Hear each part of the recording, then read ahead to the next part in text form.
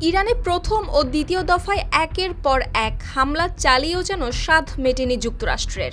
এবার তৃতীয় দফায় ইরানের বিভিন্ন সামরিক লক্ষ্যবস্তুতে নতুন করে হামলা শুরু করেছে ওয়াশিংটন। ফলে বিষয়টি খুব পরিষ্কার, যুদ্ধবিরতির আর অস্তিত্ব নেই কোনো। সেই কূটনীতির জায়গা দখল করেছে ক্ষেপণাস্ত্র। তবে যুক্তরাষ্ট্রের তৃতীয় দফার সামরিক অভিযানের জবাবে জর্ডান, কাতার, ওমান ও উপসাগরীয় অঞ্চলে মার্কিন সামরিক স্থাপনায় পাল্টা হামলার দাবি করেছে ইরান। ঠিক যেন যুদ্ধের আগুন এখন হরমুজ পেরিয়ে ঘিরে ফেলেছে পুরো উপসাগরীয় অঞ্চল।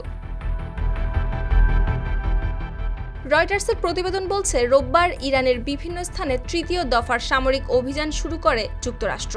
মার্কিন সেন্ট্রাল কমান্ড বা সেন্টকমের দাবি, হরমুজ প্রণালীতে সাইপ্রাসের পতাকাবাহী একটি বাণিজ্যিক জাহাজে ইরানের ইসলামী বিপ্লবী গার্ড বাহিনী বা আইআরজিসির হামলার পরপরই এই অভিযান শুরু করা হয়।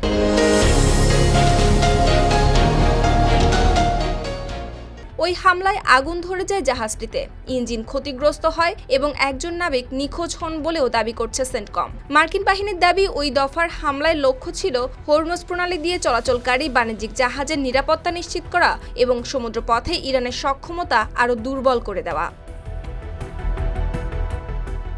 অন্যদিকে ইরানের বার্তা সংস্থা জানিয়েছে, দক্ষিণাঞ্চলের আসালুয়ে, বন্দর ই দায়েব, বন্দর আব্বাস, সিরিক, চাবাহার ও জাস্ক এলাকায় একের পর এক মার্কিন হামলার বিস্ফোরণের শব্দ শোনা গেছে।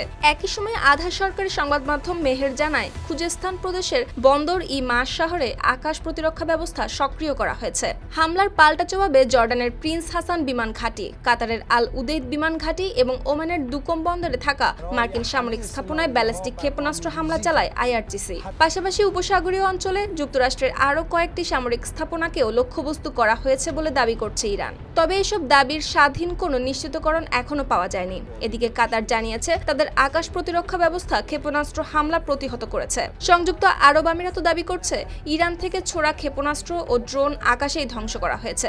অন্যদিকে বাহরাইন জুড়ে বিমান হামলার সতর্কতাসূচক সাইরেন বাজিয়ে বাসিন্দাদের দ্রুত নিরাপদ আশ্রয়ে যাওয়ার নির্দেশ দিয়েছে দেশটির স্বরাষ্ট্র মন্ত্রণালয়। সুপ্তি রায়, RTV।